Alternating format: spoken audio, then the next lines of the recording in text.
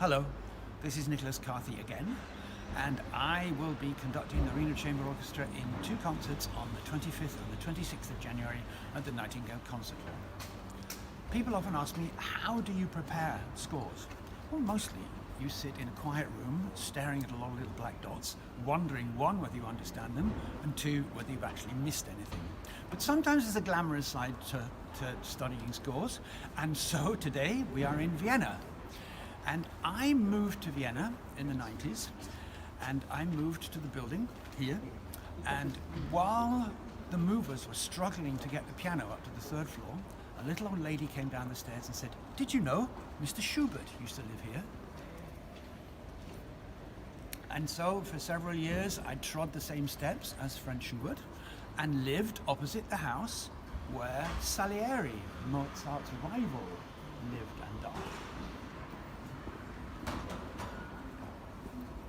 So behind me is the Musikverein, which houses some of the most valuable musical autographs, including the original score of the Schumann, which we will be playing at the concert. So what can you learn from looking at a score in autograph that you can't learn from the myriad editions that are out there?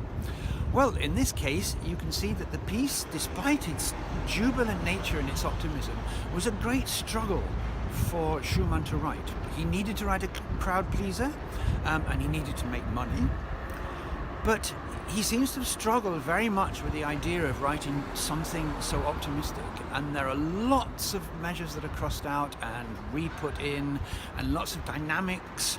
And after the first performance in 1851, which didn't really go very well, he destroyed the last movement and completely rewrote it.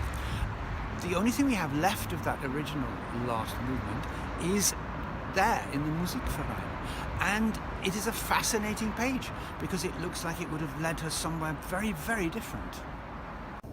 I'm standing in front of the Hofburg Palace now, which houses the Austrian National Library. And in the Austrian National Library is a printed score of the Beethoven piece that we will be performing with Beethoven's own corrections in it. Also housed there are copies of the dance books that Kodály used as inspiration for the dances of Galanta. The dances of Galanta originals are in what is known as Verbunkos style, and Verbunkos was a sort of recruitment dance to get young men to join the army. And it's a little bit difficult to believe that all you needed to do was to play somebody a dance to get them to join the army, and so their methods were slightly more press-gangy, slightly more scurrilous than this. And normally what they would do is they would get some pretty girl in a pub and they would ply the poor recruits with lots and lots of alcohol until they were too drunk to notice that they'd actually been conscripted into the army. And although the Dances of Galanta is not a program piece, it doesn't tell that story. It seems very much that Kodály alludes to that at the end. As the music gets wilder and wilder and drunker, if you like, all of a sudden the lights go out.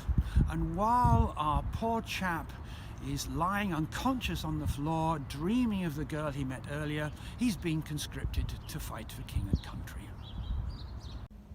The last part of our little Vienna journey brings us to Heiligenstadt, where Beethoven used to walk through the vineyards and hills looking for inspiration. One of the works we will be performing is Beethoven's concert aria A Perfido, with the wonderful Hope Briggs. This is a story of love and loss, and it's not difficult to imagine that Beethoven, who was very much a humanist but also very much a loner, would have got his inspiration from walking these paths. I am so looking forward to these concerts in Reno, and I hope that you will be able to join us for an evening of wonderful music. Thank you for watching.